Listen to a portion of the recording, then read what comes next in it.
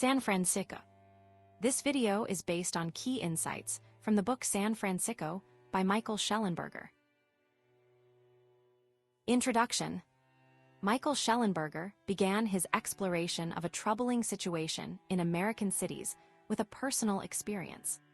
He first noticed something was off in Seattle when a group occupied a neighborhood, initially sparked by the death of George Floyd. He didn't fully grasp the extent of it until learning about violence that occurred within the occupied zone, prompting him to question why authorities allowed it to happen. Shellenberger, having a history with progressive causes himself, was puzzled by what seemed like a city allowing its own rules to be disregarded. His curiosity deepened as he observed a different kind of chaos unfolding in Berkeley, California. During the pandemic, he and his colleagues faced increasingly erratic behavior from people experiencing severe mental health crises, sometimes involving threats and disturbing public displays. This was compounded by a visible increase in homelessness, with people camping near his office and leaving behind trash and waste. Shellenberger realized these issues weren't new, but were worsened by policies and a changing environment. He noted that many businesses had left California due to high taxes and regulations, even as the state spent a lot of money trying to fix problems. This led Shellenberger to a central question: what was California getting for its high taxes? He wondered why, despite years of voting for solutions to drug addiction, mental illness, and homelessness, these problems continued to worsen. He also questioned why progressive leaders seemed to stop enforcing laws against certain behaviors, from public drug use to the occupation of public spaces. This observation fueled his desire to write San Fransicko, a book aimed at understanding these issues. Shellenberger discovered that many commonly held beliefs about cities, crime, and homelessness were incorrect. He argues that enabling people with mental illness and addiction to use drugs isn't helpful, comparing it to poor medical care. He believes California's approach to homelessness, leaving people to live in dangerous encampments, is a form of mistreatment. He traces this shift from trying to fix problems with law and order to questioning whether trying to influence behavior is even acceptable. He suggests that some cities now seem focused on simply funding whatever people choose to do, even if it harms the community. Shellenberger clarifies he isn't blaming all progressives for urban problems, but he observes a pattern. When progressive policies fail, they often do so in similar ways. He points out that the crisis is most severe in progressive West Coast cities, but is spreading. He emphasizes that both Democrats and Republicans have, to varying degrees, supported the policies that have contributed to these problems, and that a system of contracting with nonprofits has proven ineffective. He found inspiration in earlier books on homelessness, but was disheartened to realize that despite their insights, the situation had only gotten worse.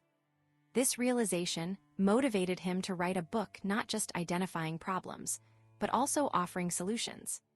He acknowledges his wife's concern that the book might be overly critical and strives to balance criticism with constructive proposals. Ultimately, Shellenberger hopes to offer a path toward restoring both law and order and human dignity to cities facing these challenges, appealing to both conservatives and progressives. He then sets the stage to delve into the breakdown of order on the West Coast. Chapter 1, I Just Want to Clean Up the Mess.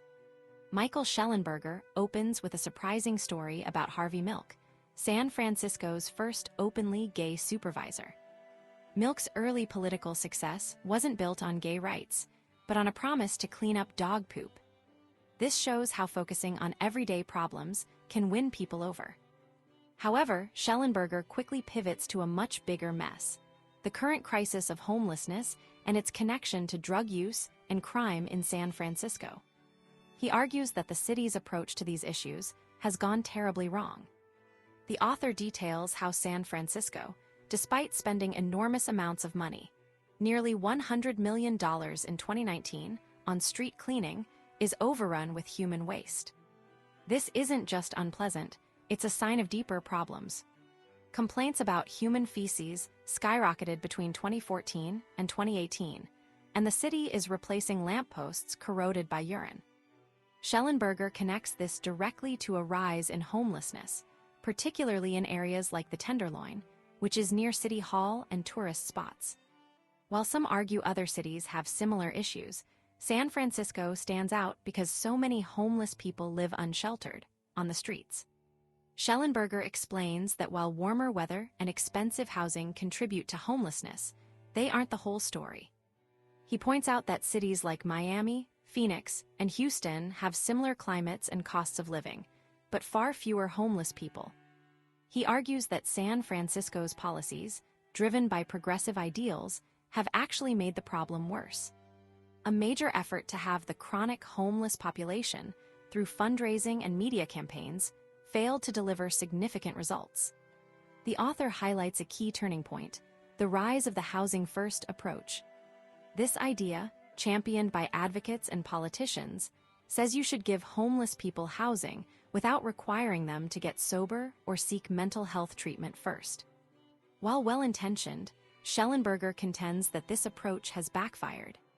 San Francisco has more permanent supportive housing units per capita than any other major city, yet the unsheltered homeless population has dramatically increased.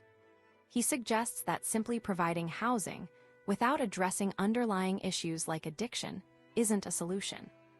Shellenberger challenges the common narrative that homelessness is solely about poverty and lack of affordable housing.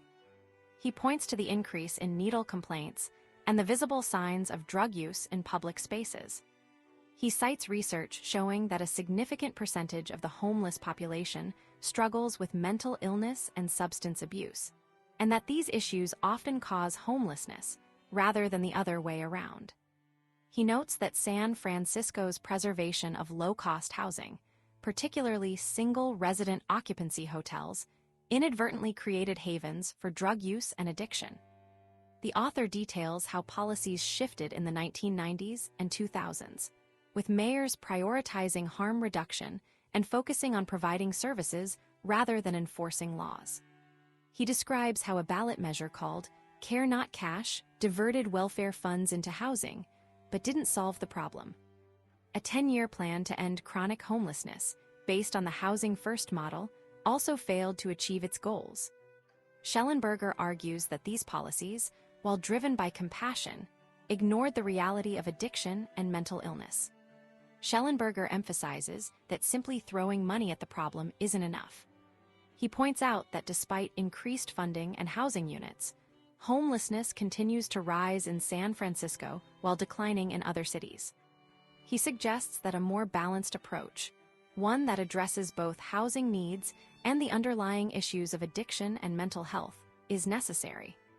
He concludes that San Francisco's experience serves as a cautionary tale about the unintended consequences of well-meaning but misguided policies. Chapter 2, Pleasure Island.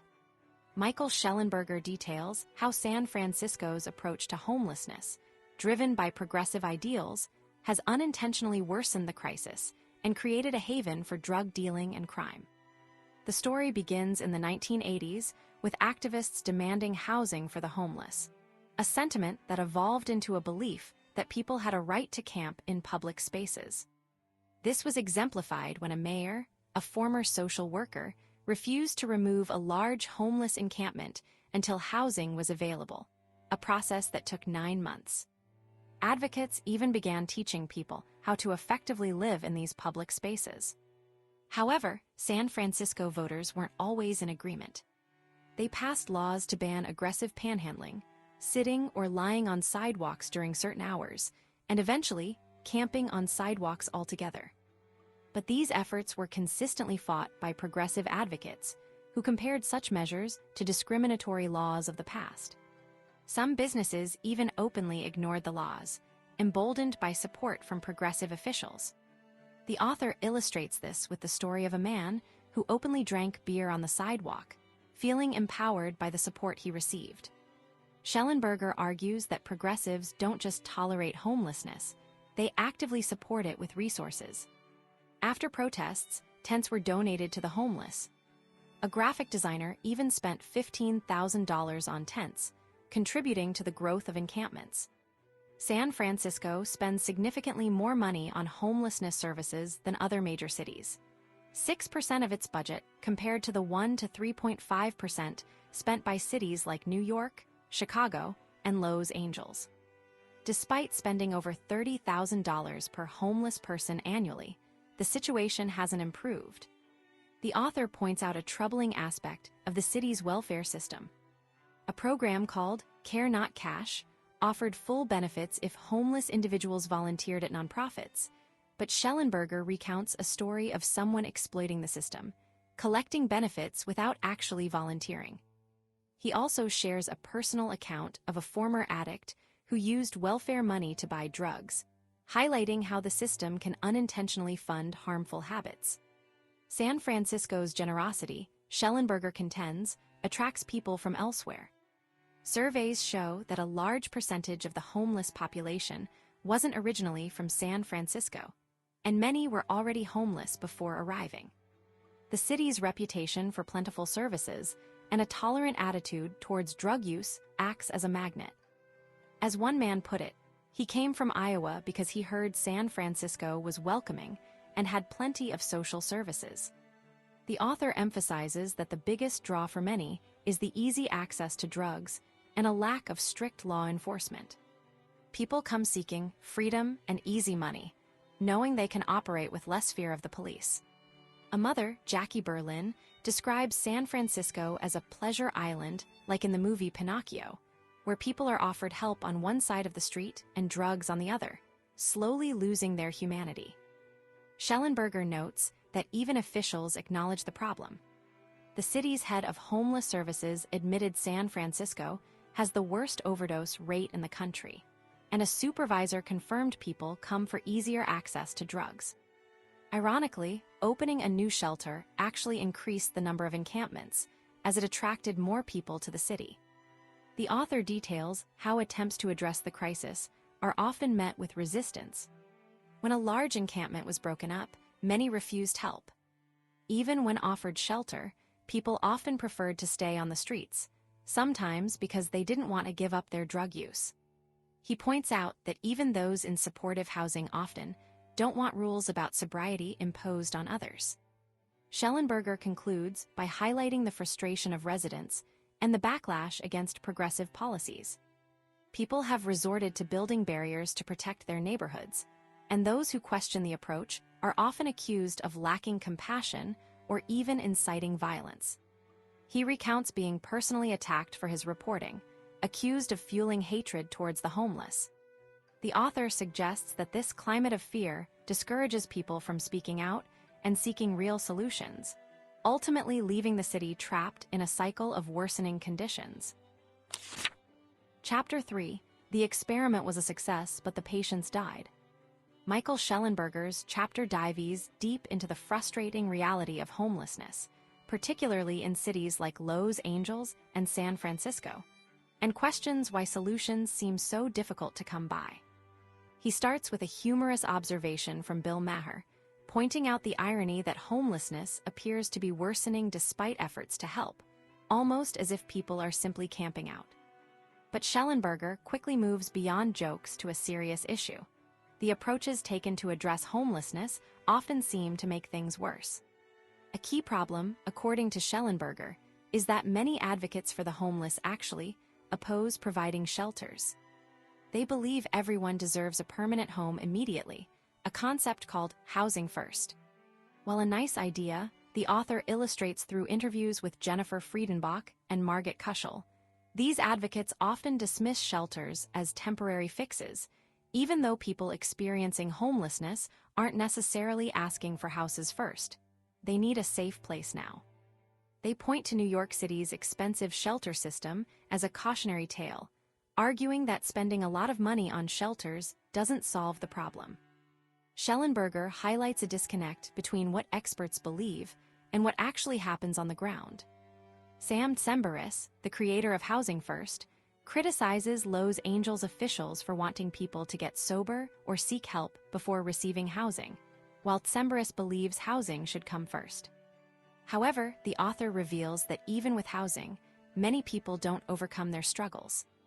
A study in Santa Clara County, California, showed that while people stayed in housing for a while, the death rate didn't improve.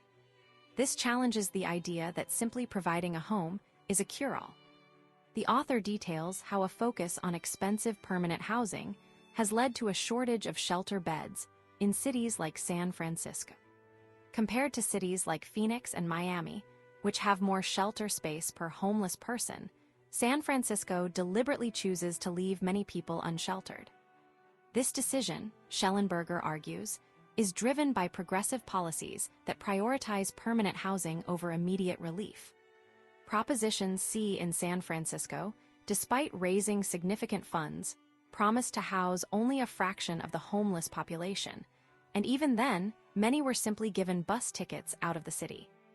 Shellenberger doesn't shy away from discussing the difficult realities of addiction and mental illness, which often contribute to homelessness. He points out that housing first doesn't necessarily require people to address these issues, and studies suggest it doesn't always improve health outcomes or reduce drug use. In fact, some research indicates that the privacy offered by permanent housing can even worsen addiction. He cites a study in Alabama where requiring abstinence as a condition of housing led to higher rates of sobriety and stability. The author suggests that a key flaw in the current approach is a lack of focus on preventing people from becoming homeless in the first place. He quotes Steve Berg of the National Alliance to End Homelessness, who admits that even if thousands of new housing units are built, they will likely be filled by new people experiencing homelessness. Shellenberger implies that cities are essentially creating a welcoming environment for homelessness without addressing the root causes. He concludes that the current system is failing because it's too ideological and doesn't acknowledge the complex needs of people experiencing homelessness, and that a more balanced approach, including shelters and addressing addiction, is needed. Chapter 4: The War on Drugs. Michael Shellenberger dives deep into the issues of homelessness, drug problems, and rising crime, arguing that well-intentioned progressive policies have actually made things worse in cities like San Francisco. He begins by pointing out the shocking number of people locked up in the United States compared to other countries, initially linking this to the war on drugs. However, Shellenberger quickly demonstrates that the story is more complicated. While drug arrests did increase significantly, violent crime is actually the bigger driver of mass incarceration. The author explains that the idea that drug offenses are the main reason for the prison boom is a common belief, popularized by Michelle Alexander's book, The New Jim Crow. But Shellenberger's research shows that most prisoners aren't in for simple drug possession. A large percentage are there for violent crimes like murder and robbery. He notes that while drug-related arrests were high, they represent a smaller portion of overall arrests than many people think. In fact, incarceration rates have even begun to decline recently. Shellenberger then turns his attention to the current crisis unfolding in cities like San Francisco, Los Angeles, and Seattle. He argues that the problems aren't simply about drug use, but about a combination of factors, including a shift towards policies that prioritize harm reduction over enforcement. He details how the rise of methamphetamine, combined with a more lenient approach to drug use, has created open-air drug markets and increased violence. He illustrates this with stories of people struggling with addiction and the dangerous conditions in areas like San Francisco's Tenderloin District. The author highlights the unintended consequences of policies like Proposition 47 in California, which reduced penalties for certain drug offenses. He explains that this made it harder for police to intervene and get people into treatment, leading to more crime and a worsening situation on the streets. Shellenberger shares accounts from police officers and shelter providers who describe a dramatic increase in addiction and chaos after the law changed. He points out that shoplifting has become rampant, with stores closing due to the constant theft. Shellenberger also challenges the idea that simply providing housing to homeless individuals, a strategy known as housing first, will solve the problem. He argues that without addressing the underlying issues of addiction and mental illness, providing housing alone can actually enable destructive behavior. He suggests that the focus should be on getting people into treatment and addressing the root causes of their problems. The author traces the history of drug policy in San Francisco, from the opium dens of the gold rush to the summer of love in the 1960s, showing a long-standing tolerance for drug use. He explains how this tolerance, combined with progressive policies, has created a unique environment where addiction can flourish. He also points out that the pharmaceutical industry's overprescription of opioids played a significant role in the current crisis, leading many people to turn to cheaper alternatives like heroin and methamphetamine. Shellenberger emphasizes that the problems aren't simply about a lack of resources, but about flawed policies that have prioritized compassion over accountability. He argues that a more balanced approach is needed, one that combines treatment with enforcement and addresses the underlying causes of addiction and homelessness. He concludes by suggesting that the current situation is a result of a well-meaning but misguided attempt to solve complex problems with simple solutions. Chapter 5: We Can't End Overdoses Until We End Poverty and Racism. Michael Shellenberger presents a grim picture of how progressive policies have worsened problems with homelessness, drug use, and crime, particularly in cities like San Francisco. He begins with the story of Tom Wolfe, a man who fell into opioid addiction after a legitimate prescription, then spiraled into homelessness and crime as his addiction took over. Wolfe's experience illustrates how easily someone can be consumed by addiction and how it can destroy a life, family, and financial stability.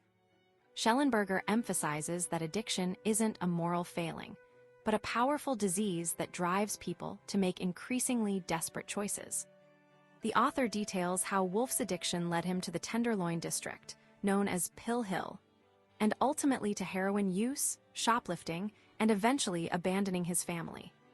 This isn't an isolated case, Shellenberger notes, but a common outcome for people struggling with addiction who lose their support systems.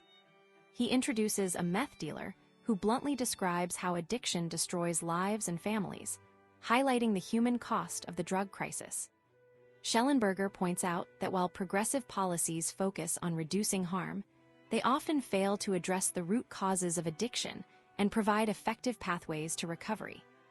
Shellenberger then introduces Adam Mesnick, a restaurant owner who witnessed firsthand the despair of homeless individuals, many of whom he says were simply seeking a place to die. Mesnick's observations, and those of others, reveal a sense of hopelessness among those struggling with addiction. The author highlights the disturbing reality that some individuals openly state they are in these cities to succumb to their addictions, and have even survived multiple overdoses. This bleak outlook contrasts sharply with the optimistic rhetoric often associated with harm reduction strategies. The author contrasts this with the experiences of Vicki Westbrook, who cycled through addiction and found that while harm reduction provided tools for using drugs safely, it didn't offer a way out. Shellenberger argues that harm reduction, while well-intentioned, can sometimes enable addiction rather than helping people overcome it. He points to the example of San Francisco providing drug paraphernalia, including pipes for smoking, as a policy that prolongs the crisis. Shellenberger criticizes the focus on addressing perceived minor harms, like secondhand smoke or chemicals in cosmetics, while downplaying the immediate dangers of hard drugs like fentanyl. He notes the irony of San Francisco even funding billboards promoting safer drug use, suggesting that the city is accepting and even facilitating drug use rather than actively combating it. He quotes harm reduction advocates who downplay the risks of fentanyl, arguing that it can be used safely, a claim Shellenberger finds deeply troubling.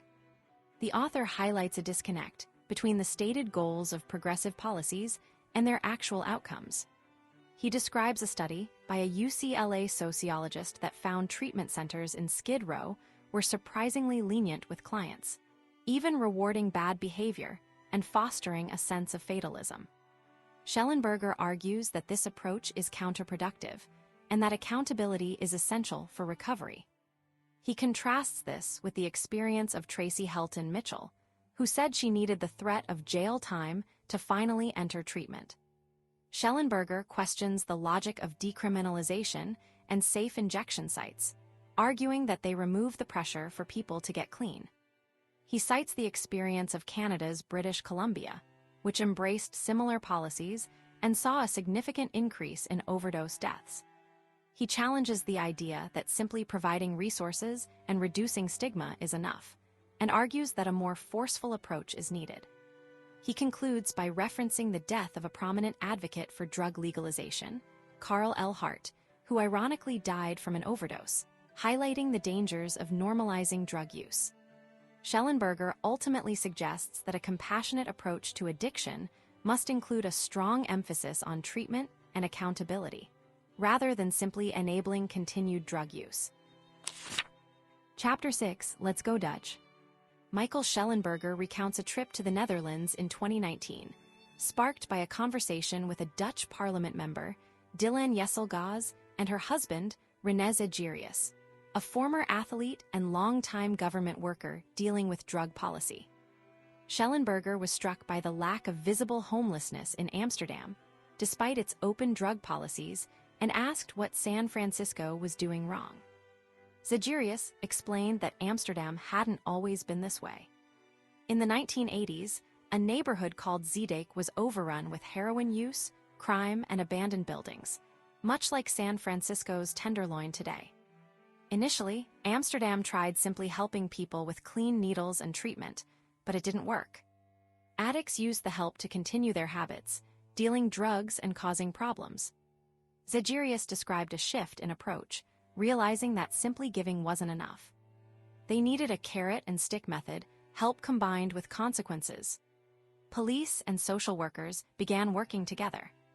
Police broke up large groups of drug users, but didn't punish people for using drugs privately. Those who received tickets but couldn't pay faced treatment or jail time. Each homeless person received a personalized plan overseen by a team including caseworkers, doctors, and even police officers. Shellenberger notes that other European cities like Lisbon and Zurich used similar strategies. The key was to avoid concentrating services in one area, which could attract more drug activity. Zegerius pointed out that sometimes, even now, police are too lenient and need to enforce the rules to motivate people to get help. The results were significant: a dramatic decrease in heroin addiction, with many now receiving medically supervised heroin for those for whom other treatments don't work. Shellenberger acknowledges that California is different from the Netherlands' larger, more diverse, and lacking universal health care. However, he argues that the core approach is applicable. Amsterdam's success wasn't about unique solutions, but about combining law enforcement with social services, something other cities, like Philadelphia and Miami, have also achieved with positive results. Miami, for example, reduced its homeless population by over 50% using similar methods.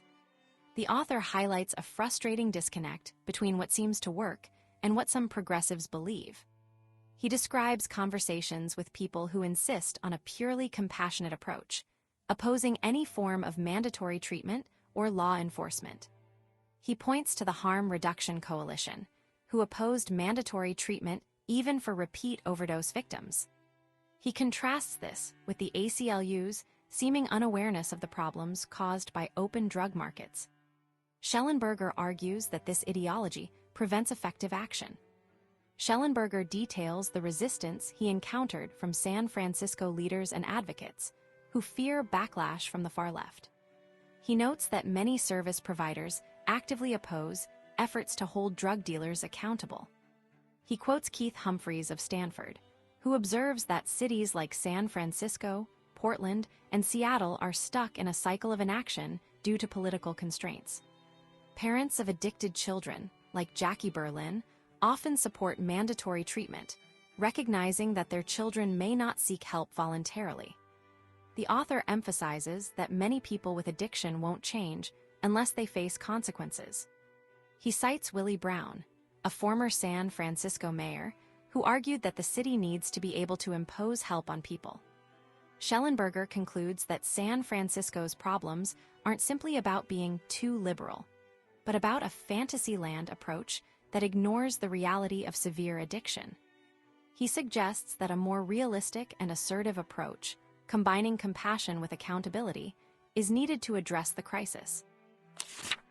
Chapter 7: The Crisis of Untreated Mental Illness. Michael Shellenberger explores the complex issue of homelessness, particularly in California and cities like San Francisco, and argues that progressive policies have worsened the situation despite good intentions. Many point to the closing of state mental hospitals starting in the 1950s, and especially after Reagan became governor, as a key turning point. The idea was to move people with mental illness into communities with better support, but that support never fully materialized. Instead, many ended up on the streets, often mixing with people struggling with drug addiction. Shellenberger notes that while Reagan is often blamed, the process of closing hospitals began well before his time and continued under Democratic governors at a similar rate. The author details how the Lanterman-Petroshort Act, intended to protect the rights of the mentally ill, unintentionally contributed to the problem by making it harder to provide involuntary care. This, combined with cuts to federal housing assistance under Reagan, created a perfect storm. However, Shellenberger points out that President Kennedy initiated the shift away from institutional care in the 1960s, aiming for community-based treatment, and that even after initial cuts, Reagan later restored some funding. The core issue, according to Shellenberger, isn't simply a lack of funding, but how that funding is used. California spends a lot on mental health, more than many other states, yet consistently ranks poorly in terms of outcomes. Shellenberger illustrates the human cost of these failures through the story of Austin Vincent, a man with severe mental illness who attacked a woman outside her building.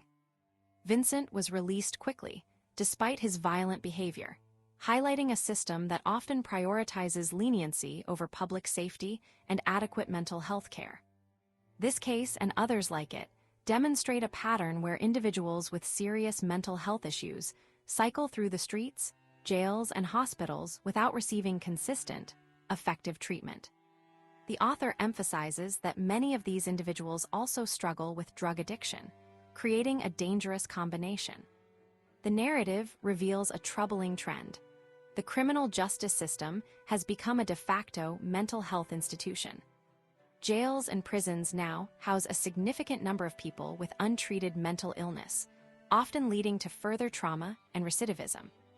Shellenberger highlights that the problems aren't new, but have worsened over time, with cities like San Francisco struggling to cope with open drug use, violence, and the visible suffering of those living on the streets.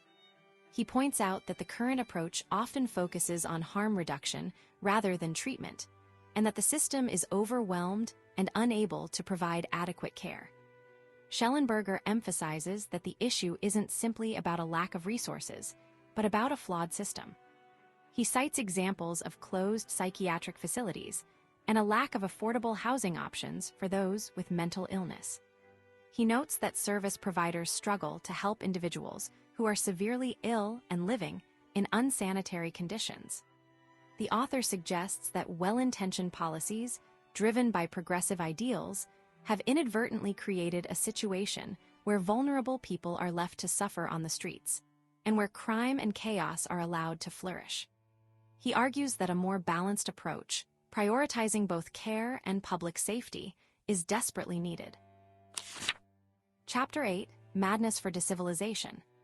Michael Shellenberger's chapter traces a surprising history of how we've understood and treated mental illness, and how good intentions sometimes led to really bad outcomes, especially for vulnerable people. He begins by explaining that for a long time, people thought mental illness was caused by spirits or even gave people special powers. Some ancient thinkers even believed it could lead to wisdom. The idea of treating it as a medical problem came later, with the first hospitals opening centuries ago, but these were often terrible places. Shellenberger details how, over time, people started to realize these hospitals weren't helping and were often abusive. Reformers like Dorothea Dix fought to improve conditions, and for a while, things got better. But the author points out that even with good intentions, things went wrong again. He argues that a wave of progressive ideas in the mid-20th century, influenced by thinkers like Mitchell Foucault and popularized by books like One Flew Over the Cuckoo's Nest, led to a distrust of psychiatry and a push to close down mental hospitals. The idea was to treat people in the community, but the community support systems never fully materialized. Shellenberger contends that this shift, while aiming to protect individual rights, had unintended consequences. He suggests that the lack of adequate care contributed to a rise in homelessness, drug use, and crime. He explains that the anti-psychiatry movement questioned whether mental illness even existed, making it harder to get people the help they needed. The author highlights how the ACLU actively fought against involuntary treatment, believing it violated people's rights. But this also meant people suffering from severe mental illness were often left to fend for themselves. The author notes a key irony. Many of the people who pushed to close the hospitals wanted to improve care, not eliminate it. They thought better funding would follow, but it didn't. Shellenberger points to a flawed study that claimed to show mental health professionals couldn't tell the difference between sane and insane people, which further damaged the reputation of psychiatry. He argues that this created a climate where it became difficult to address mental health issues effectively. Shellenberger concludes by observing that this history has left us in a difficult situation. He states that the stigma surrounding mental illness persists, and the system is still struggling to provide adequate care. He suggests that progressive policies, while well-meaning, have sometimes made things worse by denying the reality of mental illness and hindering efforts to provide treatment. He emphasizes that a focus on rights without a corresponding commitment to care can leave the most vulnerable people without the support they desperately need. The author implies that a more balanced approach, acknowledging both individual rights and the need for treatment, is essential to solving the problems of homelessness, drug dealing, and crime in cities. Chapter 9, Medication First. Michael Shellenberger paints a troubling picture of California's approach to homelessness, drug use, and crime, arguing that well-intentioned progressive policies have actually made things worse. He highlights the difficulty of getting long-term psychiatric care for people who desperately need it, outlining two main options: conservatorship, where a judge appoints someone to make decisions for a person deemed gravely disabled, and assisted outpatient treatment, which can require people to get treatment even if they don't want it. Shellenberger notes that courts are hesitant to use conservatorships, leading to the creation of Laura's Law to allow for assisted treatment, which has shown some success in reducing homelessness and involvement with the criminal justice system. However, the author explains that progressive leaders and civil rights groups strongly oppose these measures, fearing the loss of individual freedoms and recalling past abuses like forced sterilizations. This opposition extends to funding, with billions of dollars earmarked for mental health services being spent on less intensive activities like exercise classes instead of preventative psychiatric care. Shellenberger points out the irony that this leaves the police to deal with the most challenging cases of mental illness and addiction. He illustrates this with the stark contrast in conservatorship rates between San Francisco and neighboring counties, showing a significant underutilization in the city. Shellenberger details a failed attempt in San Francisco to expand conservatorship, blocked by the ACLU and progressive supervisors who prioritized minimizing interactions with law enforcement, even if it meant leaving vulnerable people without necessary care. He further argues that California's reluctance to seek federal funding for psychiatric beds is also rooted in this ideology, despite the potential cost, savings, and improved outcomes.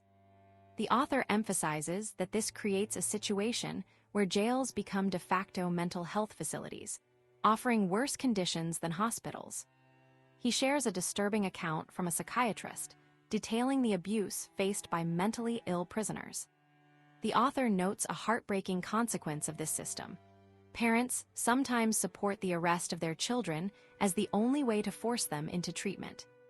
Shellenberger also observes a decline in law enforcement of quality-of-life crimes like public defecation and drug use in cities like San Francisco, leaving residents to cope with increasingly visible and dangerous situations. He contrasts this with the approach in Amsterdam, where offering incentives like housing in exchange for treatment is accepted practice. Shellenberger introduces the concept of contingency management, a proven method of using rewards to encourage positive behaviors like sobriety and medication adherence, but notes its limited use in the United States due to ideological resistance.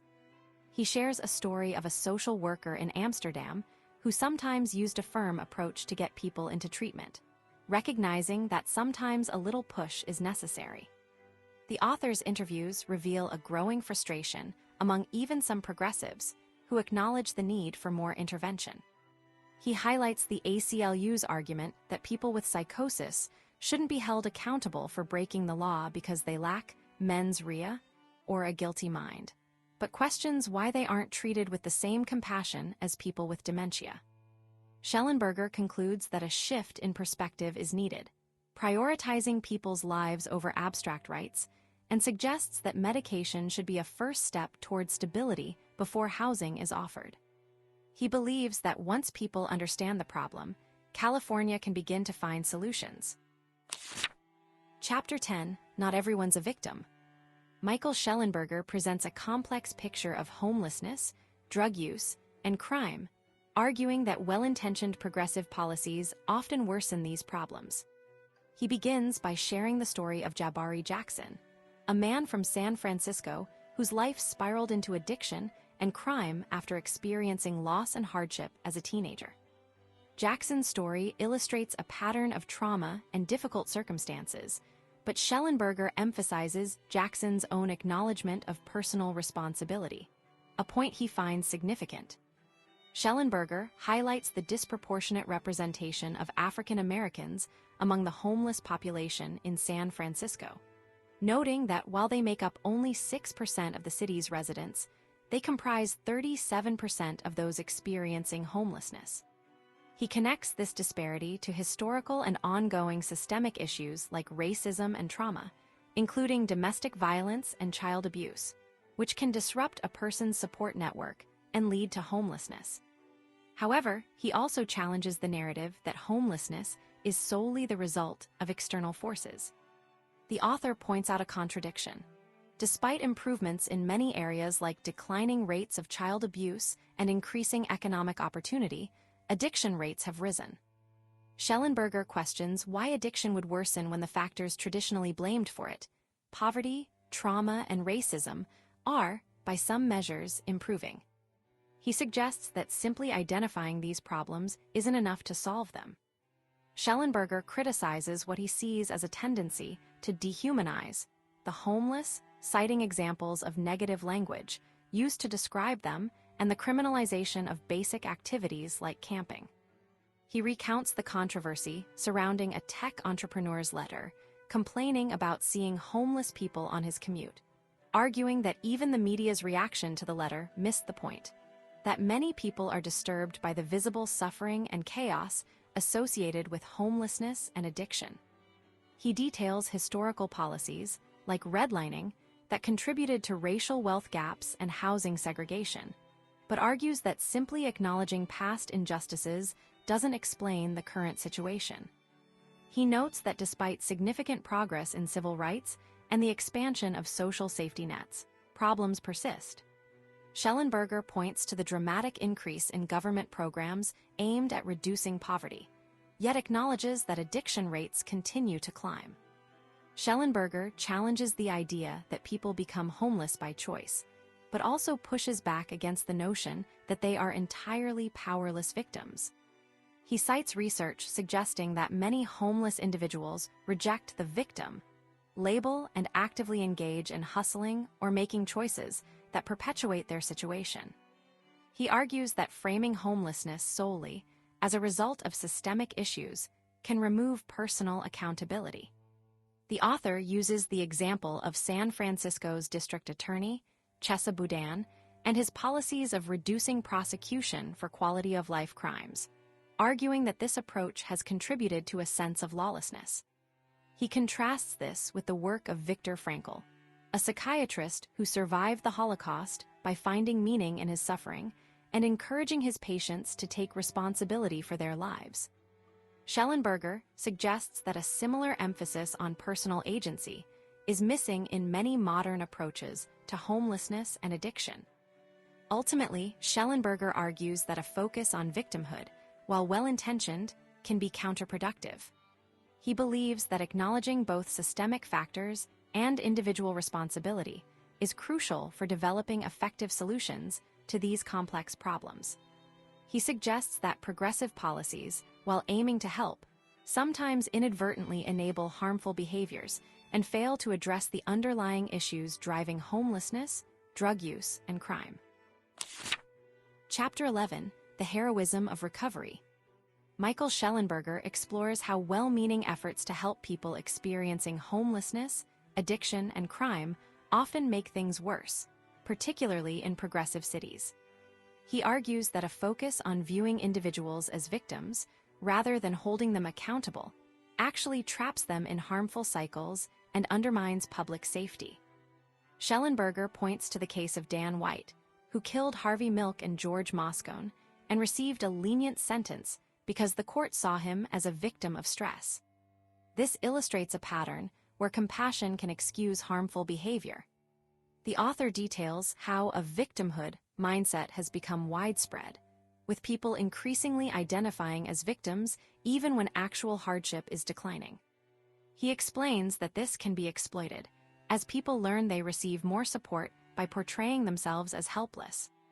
Shellenberger cites research showing that individuals primed to disbelieve in free will are more likely to act aggressively, suggesting that a sense of personal responsibility is crucial for positive behavior. He contrasts this with the philosophy of Jean-Paul Sartre, who believed we are condemned to be free and fully responsible for our actions. Shellenberger highlights the dangers of pathological altruism, where excessive compassion unintentionally causes harm.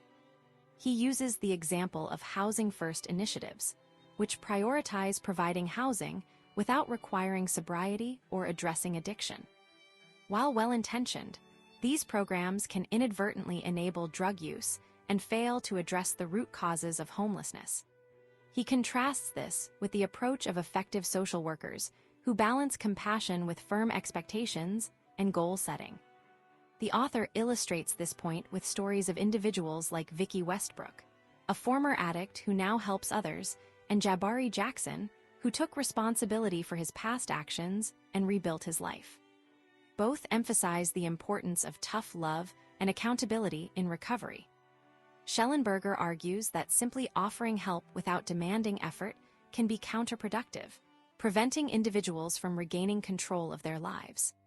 He notes that people often feel happier and more fulfilled when they work towards goals and overcome challenges.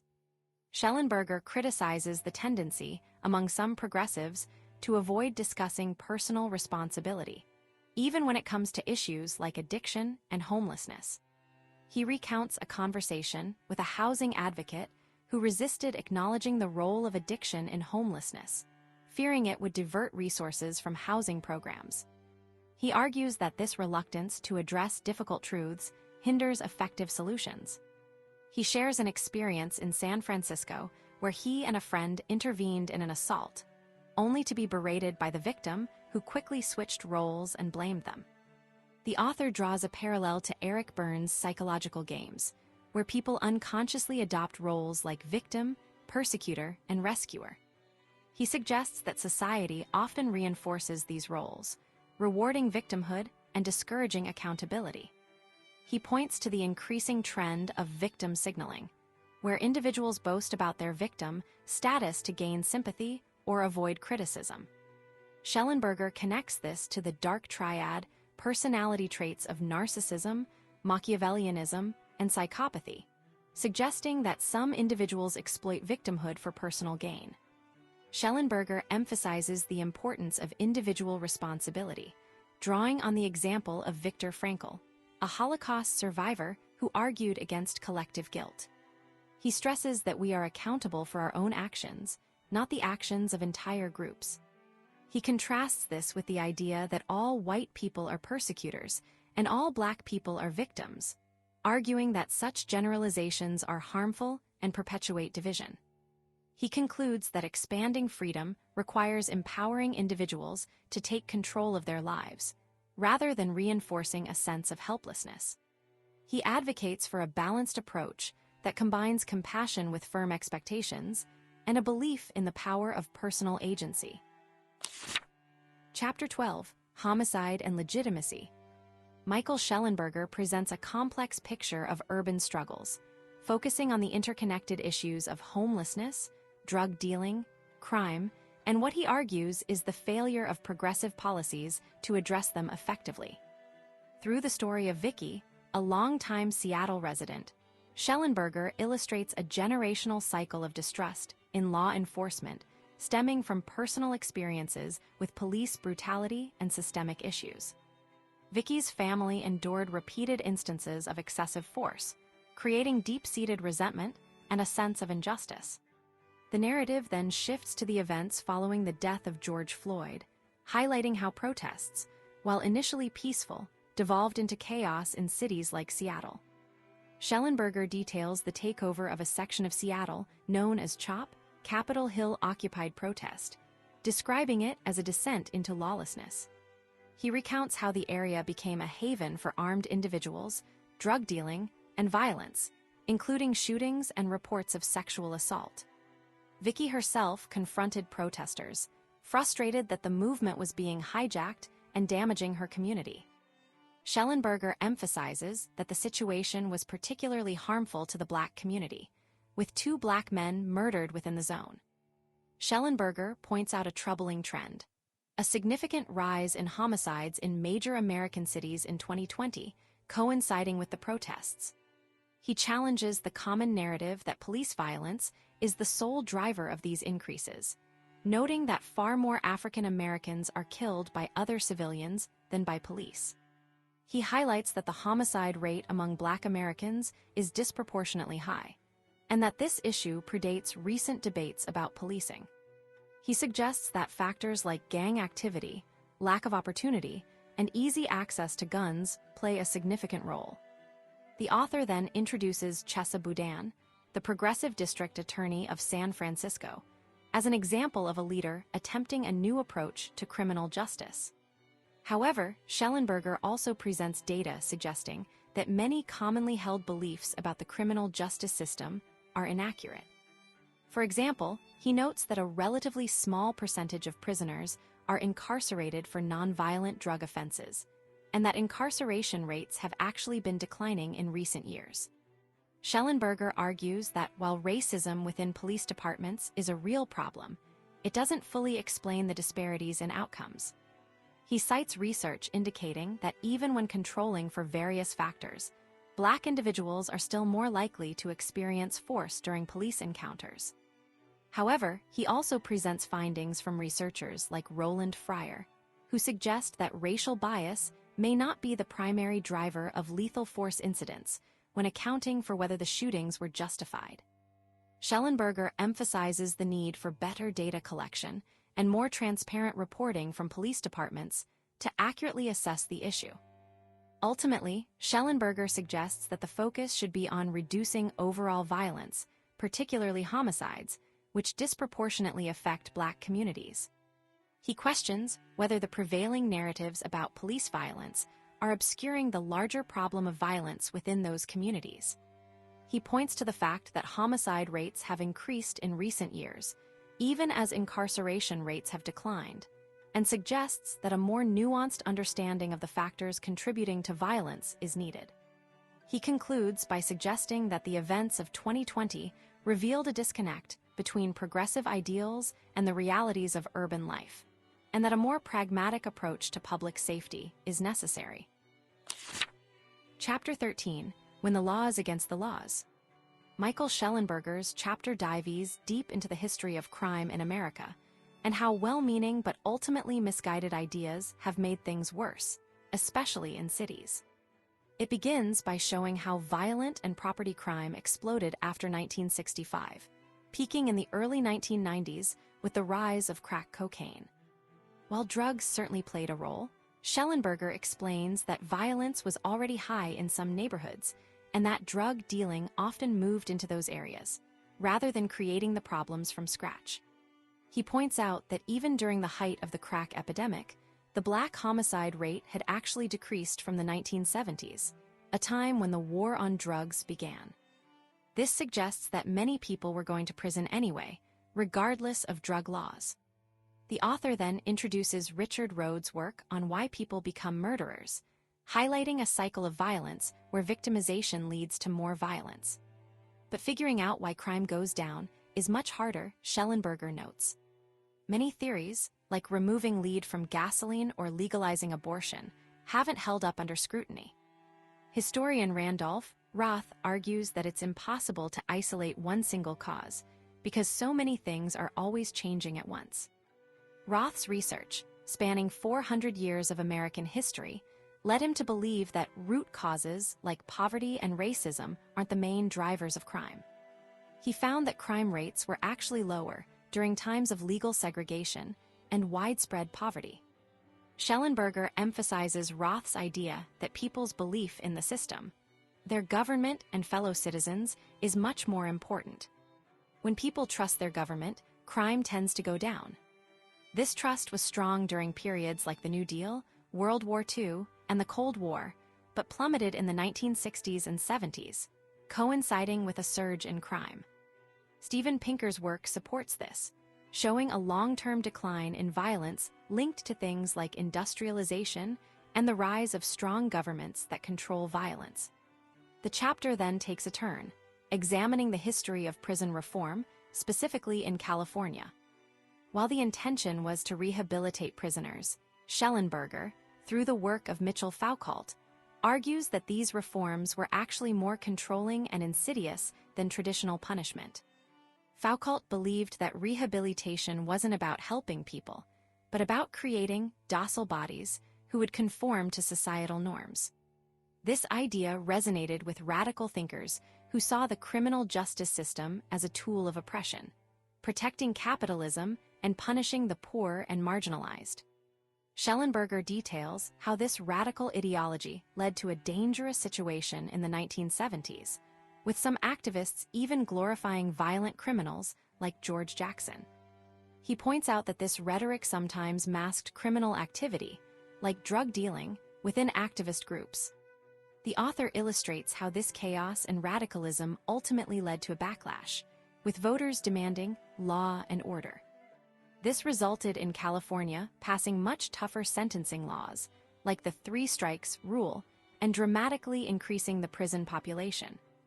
Finally, Shellenberger notes a shift beginning around 2000, with voters starting to support policies that reduced penalties for drug offenses.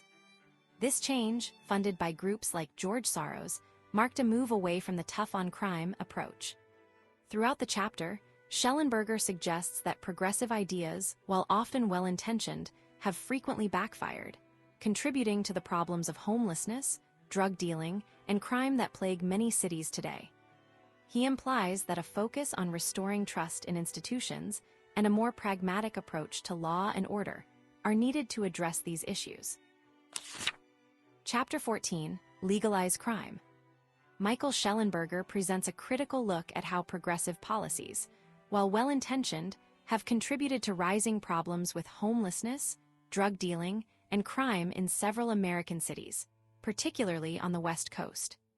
He begins by highlighting the case of Christopher Young, a Seattle police detective who, despite identifying as progressive, became concerned when a neighborhood was taken over by anarchists. Young observed that these groups evolved, gaining legitimacy after the election of Donald Trump, and their anti-police rhetoric became more mainstream. Shellenberger details how cities like San Francisco and Oakland embraced policies aimed at reducing incarceration and reforming the criminal justice system. However, these changes were accompanied by a surge in property crime. In San Francisco, officials even proposed a fund to reimburse car owners for break-ins, a solution deemed impractical given the sheer number of incidents. The author points to Chesa Boudin, San Francisco's district attorney, as a key figure who prioritized deincarceration, even as data showed that the majority of those in jail were there for violent crimes, not minor offenses. Boudin argued that some level of crime was inevitable in a wealthy city, a statement that frustrated many residents. The narrative illustrates a pattern of policies that, according to Shellenberger, inadvertently enabled criminal activity. Oakland cut its police budget despite concerns from some community members, and San Francisco saw a rise in burglaries after Boudin took office. The author emphasizes that progressive leaders often downplayed the severity of the situation, attributing property crime to economic hardship or the presence of wealth. Shellenberger also describes instances where protesters created autonomous zones, like CHOP in Seattle and similar areas in Portland and Minneapolis, which became havens for crime and hindered police response times, tragically resulting in deaths. Shellenberger notes a disturbing trend of attacks on police officers, including physical assaults and verbal abuse. He recounts stories of officers facing hostility and even having fecal matter thrown at them. This, combined with a growing anti-police sentiment, led to a wave of police officers leaving their jobs, further straining law enforcement resources. The author highlights the Ferguson effect, where a perceived lack of support for police emboldened criminals.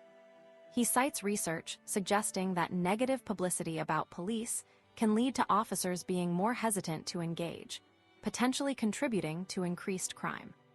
The author contrasts the experiences of these progressive cities with New York City, which saw significant crime reduction through proactive policing strategies like Condensed, focusing on removing guns from the streets and holding officers accountable.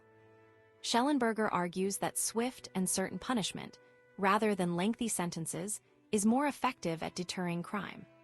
He points to programs like Hawaii's Opportunity Probation, with enforcement as examples of successful approaches. Shellenberger concludes by emphasizing the importance of community involvement and open dialogue. He shares the story of Vicky Beach, a Seattle resident who initially distrusted the police, but eventually became a mediator between the Black Lives Matter movement and the police department. Beach's efforts demonstrate the potential for bridging divides and finding common ground. The author suggests that a more balanced approach, combining progressive values with effective law enforcement strategies, is necessary to address the complex challenges facing American cities. Chapter 15, It's Not About the Money. Michael Shellenberger explores a surprising idea. The very people trying to help the homeless might be making the problem worse.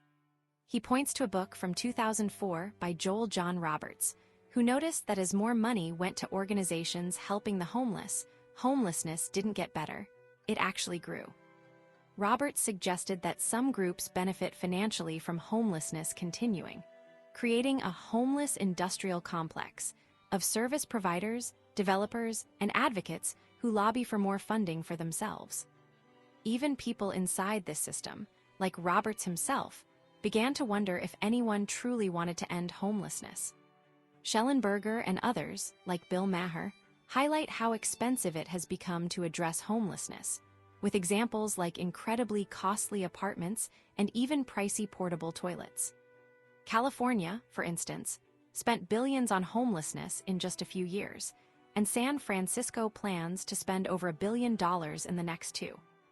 This money often goes to nonprofit organizations that then lobby for more money, which Shellenberger sees as a conflict of interest.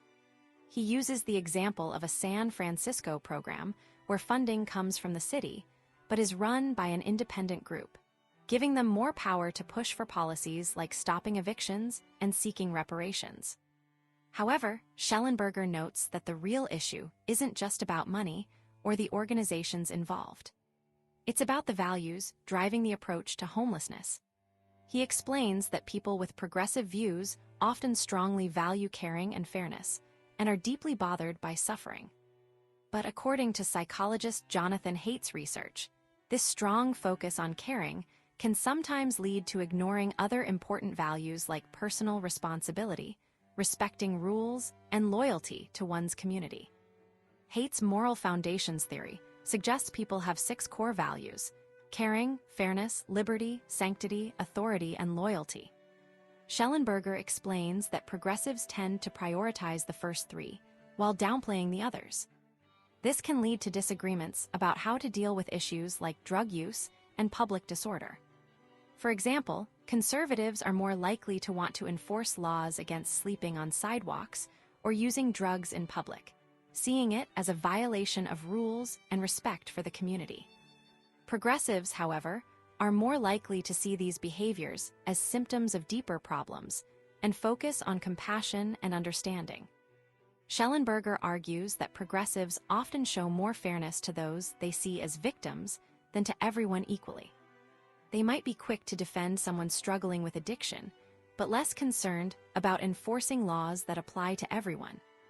This extends to views on liberty, where progressives might oppose restrictions on drug users, but support them for businesses they see as harmful. He uses the example of Jennifer Friedenbach, a San Francisco advocate who believes the voices of homeless people, especially people of color and those with disabilities, should be prioritized, even if it means challenging existing rules and authority. This focus on victims, Shellenberger argues, has roots in historical ideologies like Marxism, which sought to create a perfectly equal society by prioritizing the downtrodden. Over time, this idea evolved, with different groups, like factory workers, prisoners, and now the homeless, being cast as the heroes of a revolutionary struggle. However, Shellenberger points out that this can lead to a dangerous situation where bad behavior is excused, simply because someone is seen as a victim. He suggests that compassion, while a good thing, can be misused. Just like a seemingly kind person can have hidden motives, the desire to help can sometimes be used to justify harmful policies or enable destructive behaviors. He draws a parallel to historical figures like Stalin and Mao, who used idealistic beliefs to gain power and control. Shellenberger concludes that understanding these underlying values and motivations is crucial to understanding why well-intentioned efforts to address homelessness often fail, and why, in some cases, they might even make things worse. Chapter 16, Love Bombing. Michael Shellenberger details how well-intentioned efforts to help people often make things worse in cities, particularly when it comes to homelessness, drug problems, and crime. He begins by illustrating how the focus on victimhood has taken over, overshadowing practical solutions.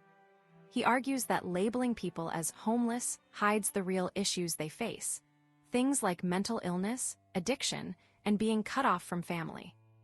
This broad label prevents people from getting the specific help they need. Shellenberger points out that progressive politicians often seem more interested in appearing compassionate than in actually fixing problems. He uses the example of San Francisco, where leaders allowed open drug use and camping in public spaces, claiming it was about respecting people's rights. However, this created unsafe and unhealthy conditions for everyone, including those struggling with addiction. He describes encounters with people experiencing severe mental health crises on the streets, highlighting the fear and danger this creates for ordinary citizens. The author explains how this approach is linked to a larger trend of downplaying personal responsibility. He argues that when people are constantly seen as victims, it's harder to expect them to follow rules or take care of themselves. This creates a cycle where bad behavior is excused and problems get worse.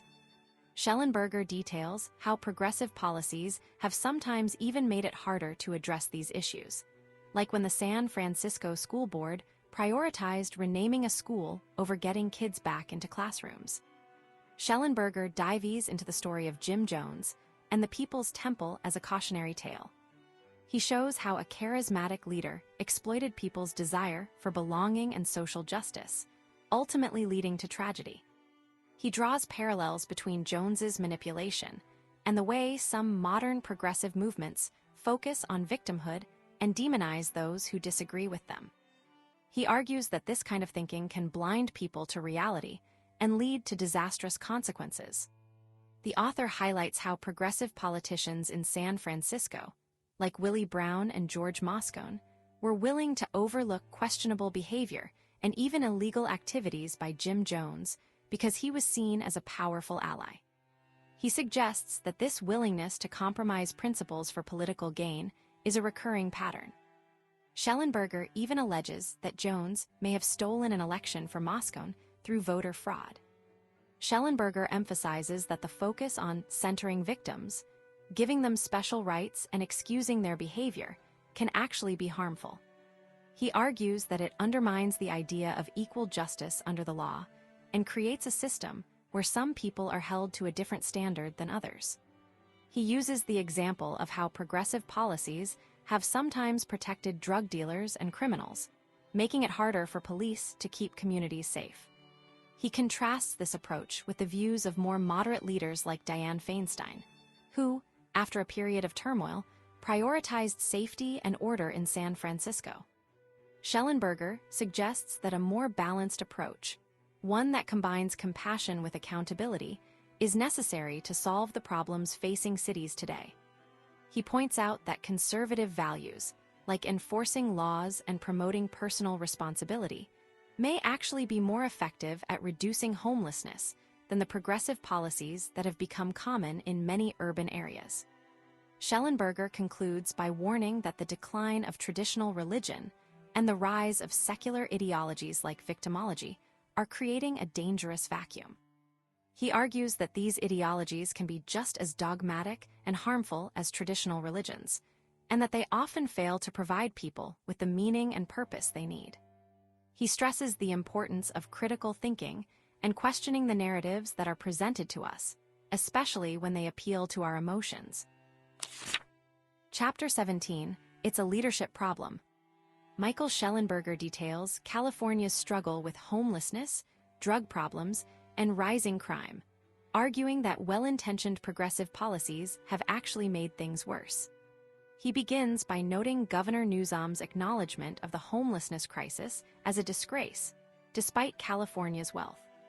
While Newsom attempted solutions like Project Roomkey, using hotel rooms to shelter people during the pandemic, Shellenberger suggests these efforts miss the bigger picture. California's homelessness rate rose significantly while other states saw declines, with a large number of people living unsheltered on the streets. Shellenberger points out that Newsom understands addiction and mental illness are key drivers of homelessness, and has even personally witnessed the struggles within the criminal justice system. However, the author contends Newsom hasn't been honest about what's truly failing. He highlights how politicians often showcase small successes while ignoring the overall worsening situation, a tendency Shellenberger also observes among advocates. A state analysis agreed, finding Newsom's plans lacked a clear strategy. The author argues that responses to COVID-19 unintentionally worsened the addiction crisis. Before the pandemic, occasional arrests sometimes forced addicts into temporary detox. During lockdowns, this interruption disappeared, leading to more severe addictions. Shellenberger uses the example of a mother finding her son in a safe sleeping site, more addicted than ever before.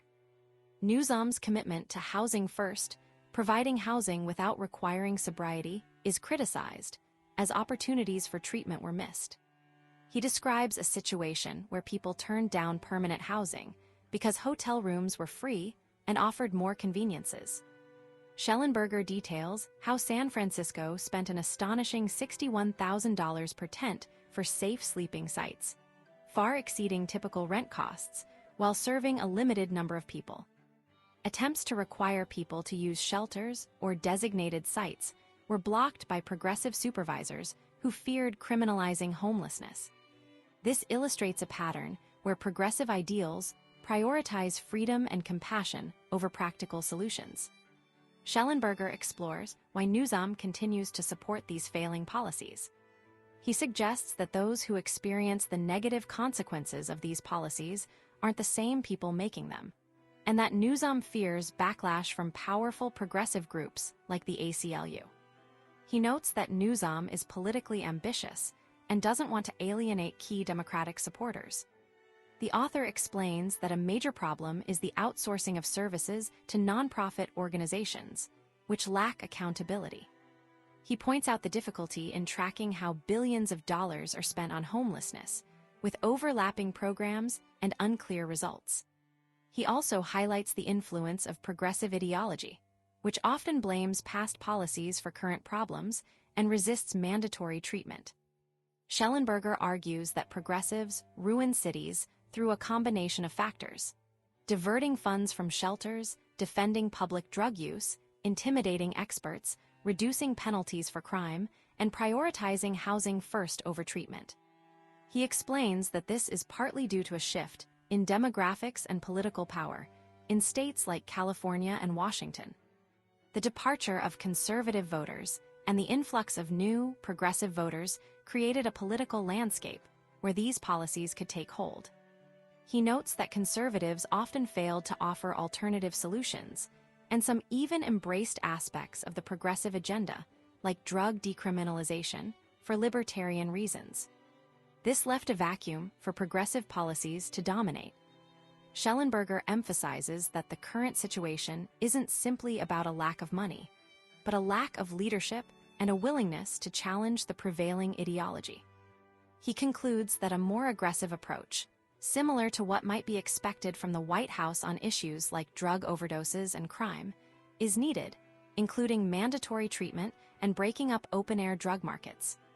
Ultimately, Shellenberger believes that too much democracy, specifically the power of NIMBY homeowners, prevents the building of enough affordable housing to address the crisis. Chapter 18, Responsibility First. Michael Shellenberger argues that the way many cities, especially on the West Coast, deal with homelessness, drug problems, and crime is actually making things worse, and that progressive policies are a big part of the reason why. He traces this back to the American idea of freedom, where people value being left alone and not being controlled, a value that started with the frontier days. This idea, he believes, has been twisted into a belief that people shouldn't be helped or told what to do, even if it's harmful. Shellenberger points to California as a prime example. He says the state's approach to homelessness isn't about helping people get better, but about letting them live as they choose, even if that means living on the streets and using drugs. He explains that cities like San Francisco have become magnets for people seeking this kind of freedom, but it's created a situation where drug use and chaos are widespread. He notes that well-meaning efforts to provide services often end up giving people money to buy drugs or supplies to use them, rather than helping them get clean and find housing. The author highlights a surprising alliance between people on the left and the right who oppose strong government action on issues like addiction and mental illness. While conservatives often resist spending on social programs and progressives value individual liberty, Shellenberger argues that this shared reluctance to intervene has led to a lack of effective solutions. He explains that both groups contributed to closing mental hospitals and underfunding treatment programs, leaving vulnerable people with nowhere to turn. Shellenberger criticizes what he calls victimology, a way of thinking that focuses so much on the hardships people face that it prevents them from taking responsibility for their lives.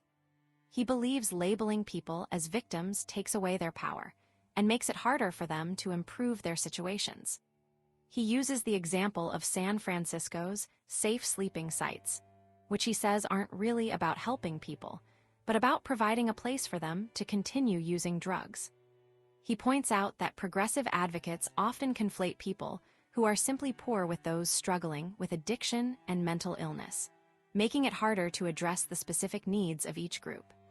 He argues that this blurring of lines actually harms the people they're trying to help by preventing them from getting the right kind of support. Shellenberger emphasizes that addiction is an illness, and addicts need treatment, not just sympathy. The author notes that powerful activists and organizations have a huge influence on policy, often more than elected officials. He argues that these groups often push for policies based on ideology rather than evidence, and they are rarely held accountable for the results. He suggests that a key problem is a lack of accountability, allowing people to promote disruptive ideas without facing consequences when things go wrong. Shellenberger contrasts the West Coast approach with that of Amsterdam, which he says has managed to be progressive on issues like drugs and sexuality while still maintaining safe and well-functioning cities.